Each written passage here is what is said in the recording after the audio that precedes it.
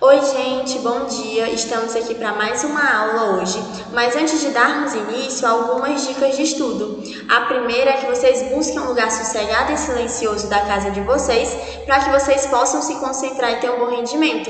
E não esqueçam de pegar seus materiais como caderno, lápis, caneta e o seu livro, seu material didático, para ele servir como base durante nossa aula. Hoje nós iremos falar sobre as medidas de superfície de capacidade, sobre as áreas planas nós iremos falar e também apenas superficialmente sobre as partes com volume, sobre as espaciais. Primeiro, as figuras geométricas elas podem ser divididas em duas, as planas e as espaciais. As planas elas são delimitadas por retas que se unem simultaneamente e possuem uma única superfície, que são as que não possuem volume, possuem apenas uma área, que é o caso do triângulo, do quadrado, retângulo, círculo, trapézio, losango. Todos eles são figuras planas, só possuem um lado, apenas uma superfície. Nós também temos, assim como eu já havia falado, as figuras espaciais, que a gente pode chamar de sólidos geométricos. Essas figuras, elas se diferenciam das planas por possuírem mais de uma face. Elas possuem duas ou mais faces, elas possuem volume e ocupam um espaço bem maior, que é o caso do cone, da esfera, paralelepípedo, cilindro, pirâmide, e as suas faces, na maior parte das vezes, são constituídos de figuras planas, certo? Por isso que nós afirmamos que as figuras espaciais, elas são a junção, elas são um conjunto de figuras planas. Por exemplo, na pirâmide, nós temos na base aí dessa da imagem um retângulo e nas superfícies, nas faces que estão em pé, nós temos triângulos. Os triângulos e os retângulos são figuras planas, porém quando nós juntamos elas e fazemos com que forme um objeto, forme uma figura que possui um volume, ela vira uma figura espacial, um sólido geométrico. No estudo dessa parte das figuras geométricas, nós temos os entes geométricos. Os entes geométricos são algumas estruturas muito importantes que nós conhecemos para a constituição das figuras em geral. Nós temos o ponto, que ele é um ponto e sempre é representado por uma letra maiúscula, seja P, D e assim por diante. Nós temos a reta, que ela é constituída por vários pontos, certo? E nós temos o plano, que é constituído por duas ou mais retas, certo? Que se unem, formando os vértices, os lados, certo?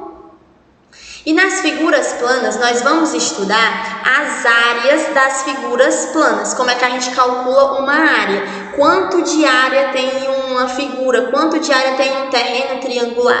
Vão ser os tipos de questões que nós iremos trabalhar daqui para frente. Hoje vai ser só a apresentação das fórmulas. Nessa nossa primeira imagem, nós temos o triângulo.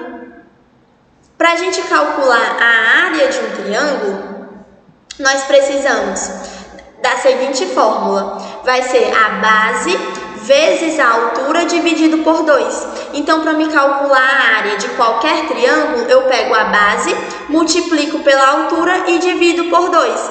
Então, é base vezes a altura dividido por 2. No nosso retângulo, para me calcular a área, vai ser a base vezes a altura. E assim eu descubro a área. No quadrado, vai ser o lado ao quadrado, ou lado vezes lado, certo? Assim eu descubro a área de um quadrado.